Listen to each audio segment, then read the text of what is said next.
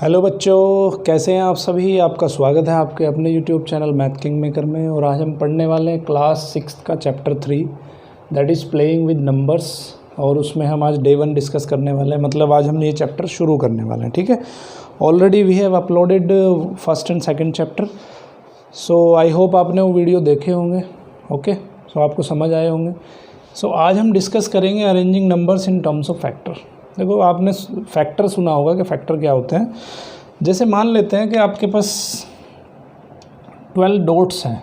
ठीक है, 12 डॉट्स हैं, तो आप इसको कैसे अरेंज कर सकते हो। आप अरेंज करने के बहुत सारे तरीके हैं। ठीक है, सो पहला जो तरीका है वो हम सपोज़ कर लेते हैं कि आपके पास 4 रोज़ हैं, ठीक है, और 3 कॉलम्स हैं। ठीक है, सो आपने कितने डॉट हो गए, ये नंबर ऑफ़ डॉट्स हो गए 12। ठीक है, सो यहाँ आपने क्या किया कि 4 रोज़ थी हमारे पास और 3 columns, 4 columns, 3 rows and 4 columns. Okay, so 3 rows और 4 कॉलम्स की टर्म्स पे हम 12 डॉट्स को इस तरह से लिख सकते हैं। सो ये क्या है, मेथड नंबर 1 है। अब दूसरा मेथड क्या है कि अगर हम क्या करें कि 3 लिखते हैं यहाँ पे, 3 कॉलम एंड 4 रोज़। ओके, एक ये तरीका है। तो यहाँ पे हम 12 डॉट्स को we can write like that. So यहाँ पे क्या है कि 3 आपकी 3 कॉलम है। ठीक है, ये 3 कॉलम हो गई और 4 रोज़ हो गई यहाँ पे। ठीक है, नंबर ऑफ़ रोज़ कितनी है यहाँ पे, नंबर ऑफ़ रोज़ है 4। सो हम इसको लिख सकते हैं बच्चों 3 इंटू 4, और इसको लिख सकते हैं, रो को पहले लिखते हैं, पहले रो लिख दो। आप लिखो 4 रोज़ एंड 3 कॉलम्स। ओके, सो मैं इसको लिख सकता हूँ 4/3 या 4 मल्टीप्लाई बाई 3। और थर्ड मेथड क्या है, थर्ड मेथड में क्या लिख सकते हो आप कि आप 2 कॉलम लो सिर्फ। ठीक है, 1 2 1 2 1 2 1 2 1 2 और 1 2। ठीक है, यहाँ पे कितनी हो गई कॉलम्स, रोज़ कितनी हो गई, रोज़ हो गई आपकी टोटल 6 और कॉलम्स हो गए आपके टोटल 2। ठीक है, सो हम इसको लिख सकते हैं यहाँ 6/2 की फॉर्म में। ओके, एक तरीका और है, एक तरीका और क्या है, यहाँ पे हम लिख सकते हैं 12 डॉट्स एक ही रो में, एक ही कॉलम में लिख दें, 3 3 6 7 8 9 और 12। सो इसको हम कैसे लिख सकते हैं, इसको हम लिख सकते हैं 12 रोज़ एंड 1 कॉलम्स। ठीक है, 1 कॉलम एंड 12 रोज़, तो इसको हम लिख सकते हैं 12 इंटू 1। ठीक है, या हम एक तरीका और भी है हमारे पास, इस ये हो गया आपका 4th मेथड। और एक 5th मेथड क्या है कि आप सिंगल रो में लिख दो सब कुछ। ठीक है, सो 1 2 3 4 5 6 7 8 9 10 11 12। सो इसमें क्या लिखा आपने, इसमें नंबर ऑफ़ रोज़ कितने हैं, सो नंबर ऑफ़ रोज़ है 1 और नंबर ऑफ़ कॉलम्स यहाँ पे हुए 12। बच्चों देखो, किसी को रो और कॉलम अगर समझ में नहीं आ रहे हैं तो रो क्या होती है, रोज़ होती हैं आपकी हॉरिजॉन्टल लाइंस। ठीक है, सो और कॉलम्स इसको बोलते हैं रोज़। ओके, और जो वर्टिकल लाइन होती है, ठीक है, स्टैंडिंग लाइन बोलते हैं जिसको, उसको बोलते हैं हम कॉलम।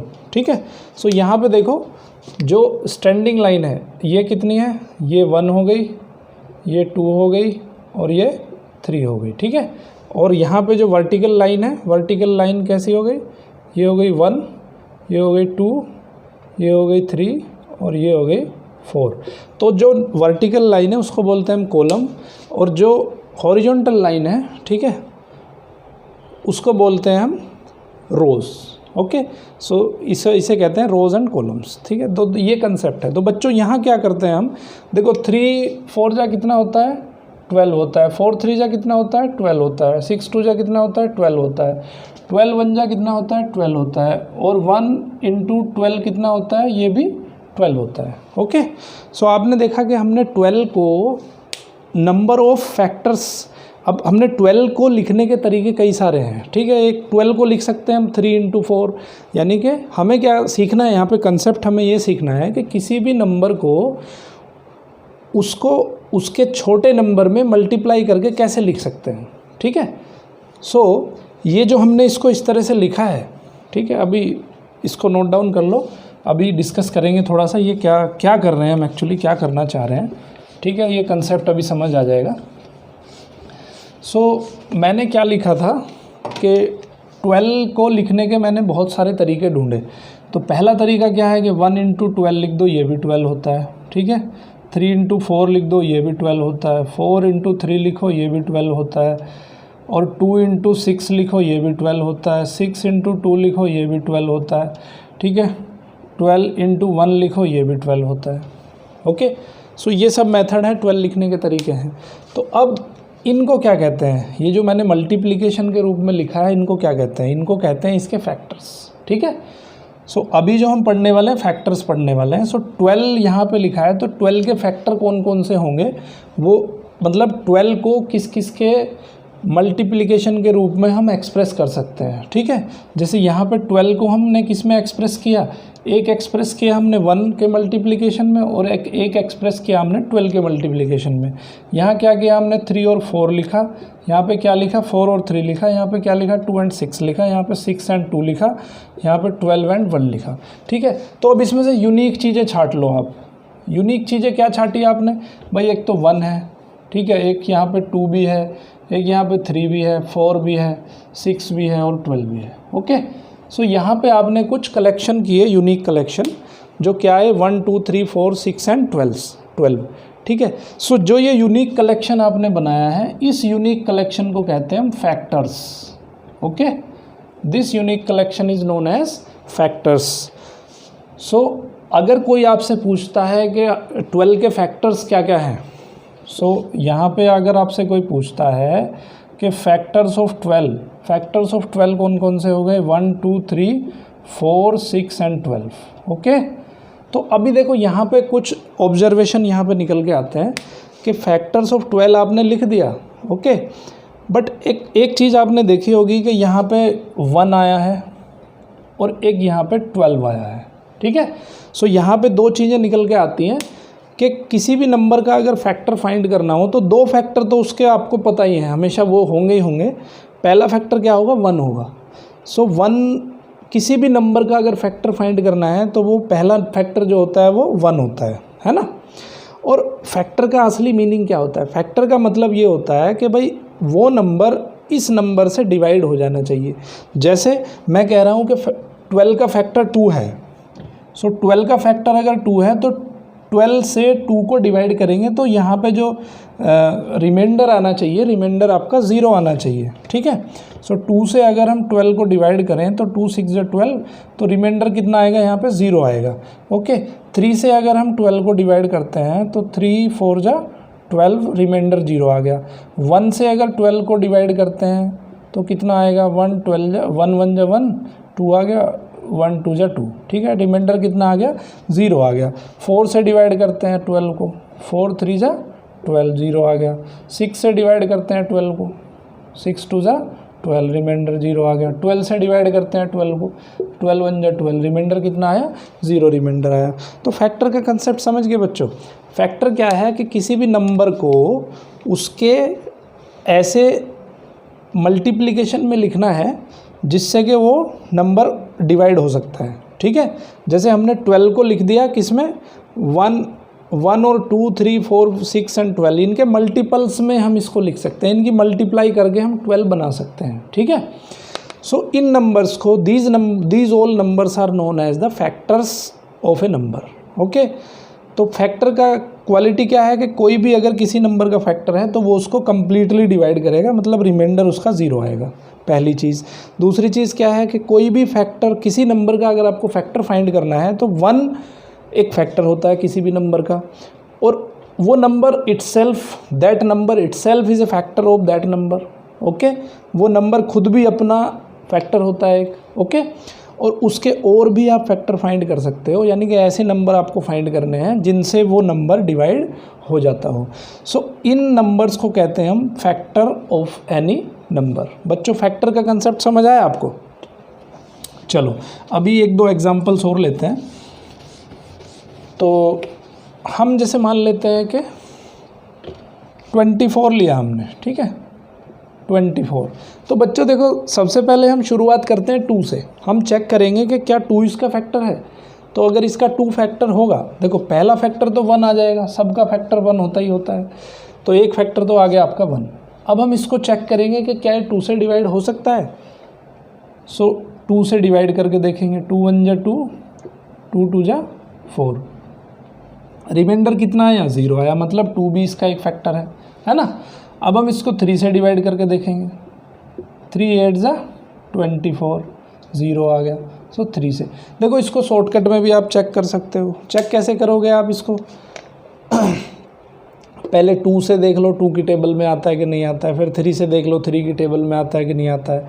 टेबल से बाहर अगर मल्टीप्लाई बाई 10 से बाहर अगर जा रहा है तो आपको डिवाइड करके देखना पड़ेगा कि इससे डिवीज़न करते हैं तो आंसर क्या आता है।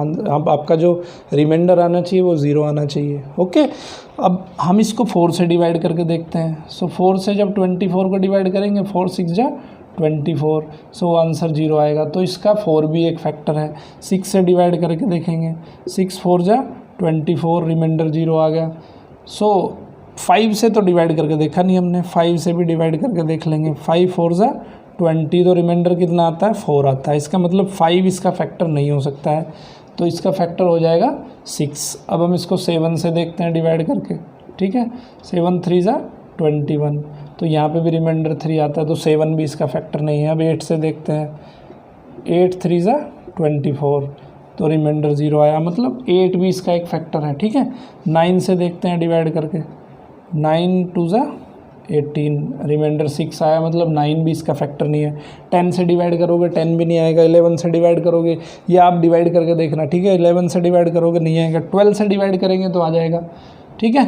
फिर 13 भी नहीं होगा, 14 भी नहीं होगा, 16 भी नहीं होगा, 17 भी नहीं होगा, 18 19 20 21 22 23 24 23 तक आप डिवाइड करोगे तो ये इससे डिवाइड नहीं होगा, ठीक है। सो लास्ट का जो नंबर आएगा वो अपने आप ये नंबर खुद को डिवाइड करेगा।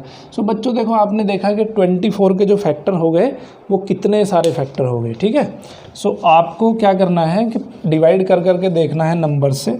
और एक दूसरी चीज़ और है, कोई भी फैक्टर जो है इससे बड़ा नहीं हो सकता, 24 से बड़ा इसका 24 का फैक्टर नहीं हो सकता, ठीक है। तो फैक्टर की कुछ चीज़ें लिख लो कि 1 is a factor of every number. Factor के बारे में कुछ फैक्ट्स लिख लो, ठीक है। 1 is a factor of every number. किसी भी नंबर का अगर आपको फैक्टर निकालना है तो 1 इटसेल्फ इज़ ए फैक्टर, ठीक है। Every number is a factor of itself. Every number is a factor of itself. कोई भी नंबर अपने आप का खुद भी एक फैक्टर होता है, ठीक है। और every factor is a divisor of that number, ठीक है। Every factor is a divisor of that number.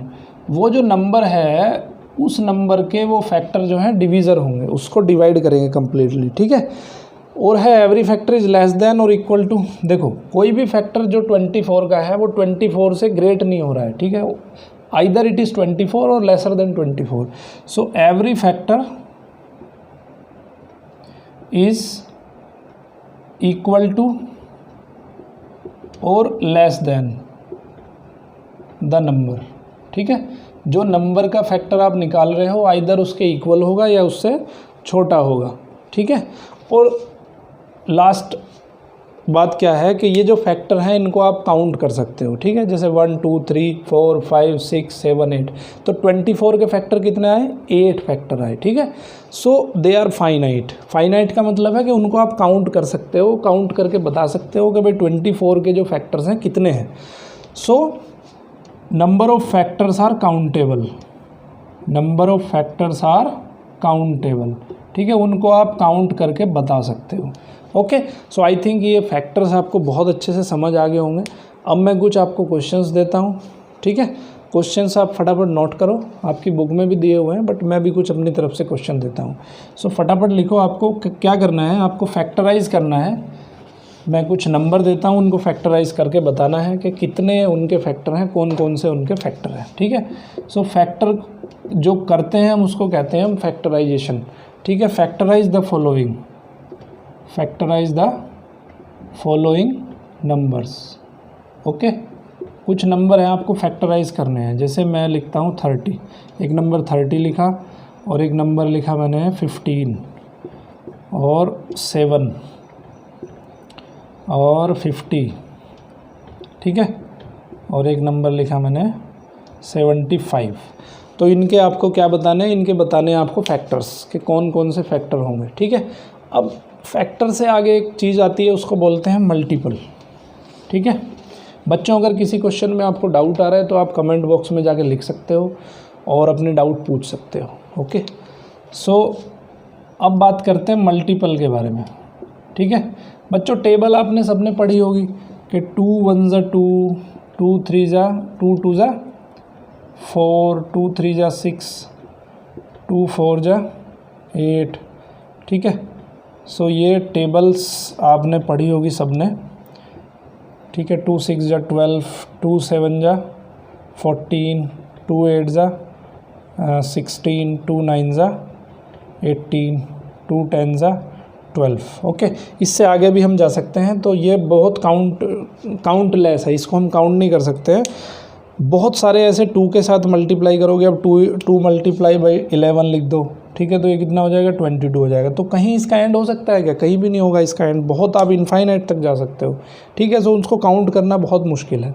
ठीक है, अब मैंने जो लिखा है इसका मतलब क्या है और इसका रिलेशन में क्या समझाने जा रहा हूँ। देखो, यहाँ बात करते हैं मल्टीपल के बारे में। मल्टीपल क्या है? मल्टीपल है कि सिंपल सा कंसेप्ट आप समझ लो कि मल्टीपल उसको कहते हैं कि जो उसके टेबल में आता है। जैसे यहाँ पे 2 का जो मल्टीपल है, 2 का मल्टीपल, देखो यहाँ बात कर रहे हैं हम 2 के टेबल की। ठीक है, 2 के टेबल की बात कर रहे हैं। तो 2 के टेबल में क्या क्या आ रहा है? 2 के टेबल में आ रहा है 2 4 6 8 10 12 14 16 18 20 22 और बहुत सारा। ठीक है, 30 भी आएगा या कहीं 32 भी आएगा। इसका कहीं एंड हो सकता है क्या? कहीं नहीं एंड हो सकता है। बहुत सारे नंबर हो सकते हैं जहाँ तक ये जाएगा इनफाइनाइट तक। ठीक है, इनफाइनाइट मतलब आपको काउंट करना मुश्किल है, ये काउंट नहीं कर सकते आप इन नंबर्स को। So what they are called as a multiple of 2। ठीक है, क्योंकि ये 2 की टेबल में आ रहे हैं इसलिए हम कह रहे हैं इनको मल्टीपल ऑफ 2। ओके, सो किसी भी नंबर का अगर आपको मल्टीपल बनाना है सो क्या करना पड़ेगा? उसमें मल्टीप्लाई करते रहो। 1 की मल्टीप्लाई करो, 2 की मल्टीप्लाई करो। सिमिलरली अगर हम मल्टीपल ऑफ 3 देखें तो क्या होगा बच्चों? मेरी वीडियो पॉज करके आप अपनी कॉपी पे लिखो। ठीक है, मल्टीपल ऑफ 3 का मल्टीपल क्या क्या होगा? सो क्या क्या होगा? 3 6 9 12 15। ठीक है, 18। बहुत सिंपल है बच्चों, ये सिर्फ आपको टेबल लिखनी है। ठीक है, टेबल लिखते जाना है 3 का, तो आपको मिल जाएंगे all the multiples of 3। But you can not write all the multiples because it will go up to the infinite तक वो जाते हैं, इसलिए आप सभी मल्टीपल लिखना पॉसिबल नहीं है। ठीक है, सो समझ गए बच्चों मल्टीपल का कंसेप्ट क्या है। अब हम बात करेंगे, देखो फैक्टर में हमने क्या पढ़ा था कि जितने भी फैक्टर होंगे वो नंबर से छोटे होंगे, है ना। लेकिन मल्टीपल में इसका उल्टा है, जितने भी इसके मल्टीपल होंगे वो उस नंबर के इक्वल होंगे या उससे बड़े होंगे। Okay, so every multiple is greater और इक्वल टू द नंबर। ठीक है, कोई भी अगर आपको मल्टीपल लिखना है तो वो मल्टीपल उस नंबर से या तो इक्वल होगा या उस नंबर से बड़ा होगा। Very simple. ओके, दूसरा है कि नंबर ऑफ मल्टीपल कितने होते हैं भाई? नंबर ऑफ मल्टीपल कितने हो सकते हैं? Is infinite. उनको काउंट करना पॉसिबल नहीं है। ठीक है, और दूसरी चीज़ है, देखो जैसे फैक्टर में आपने पढ़ा था कि every number is a factor of itself, उसी तरह यहाँ देखो 2 का मल्टीपल 2 भी होता है, 3 का मल्टीपल 3 भी होता है। So every number is a multiple of itself. Every number is a multiple of itself. Okay, कोई भी नंबर अपने आप का भी मल्टीपल होता है। ओके, सो ये हुए कुछ कंसेप्ट अबाउट मल्टीपल्स। अब फटाफट से आप क्वेश्चंस लिखो, आपको कुछ मल्टीपल्स बताने हैं, ठीक है। आपको लिखने हैं, मैं देता हूँ आपको लिखने हैं 5 मल्टीपल्स। मैं कुछ नंबर देता हूँ, उनके 5 मल्टीपल्स आपको बताने हैं। Right 5 multiples of each of the following. जो मैं यहाँ पे नंबर लिख रहा हूँ उनके आपको 5 मल्टीपल बताने हैं, ठीक है। पहला लिखा मैंने 7, दूसरा लिखा मैंने 11, तीसरा लिखा मैंने 13, फोर्थ लिखा मैंने 17, फिफ्थ लिखा मैंने 19। ओके बच्चों, 5 आई थिंक बहुत सही हैं, 5 बहुत ठीक हैं आपके लिए। और अभी आपको क्या करना है बच्चों, एक एक्सरसाइज आ रही है आपकी। एक्सरसाइज कौन सी आ रही है? 1.1 एक्सरसाइज। और मैंने 10 क्वेश्चंस आपको मैंने प्रैक्टिस के लिए दिए हैं। 5 क्वेश्चन आपको मल्टीपल के दिए हैं, 5 क्वेश्चन आपको फैक्टराइजेशन के दिए हैं, ठीक है। और एक्सरसाइज नंबर 1.1 बच्चों, ये आई होप कि आपको चैप्टर का ये कंसेप्ट जो फैक्टर्स एंड मल्टीपल का कंसेप्ट है वो आपको समझ आया होगा, ठीक है। अब हम नेक्स्ट वीडियो में जो डे 2 डिस्कस करेंगे, ठीक है। और किसी के बच्चे के अगर कोई डाउट होते हैं तो वो मुझे कमेंट बॉक्स में जाके कमेंट भी कर सकते हैं, ठीक है। Thank you very much.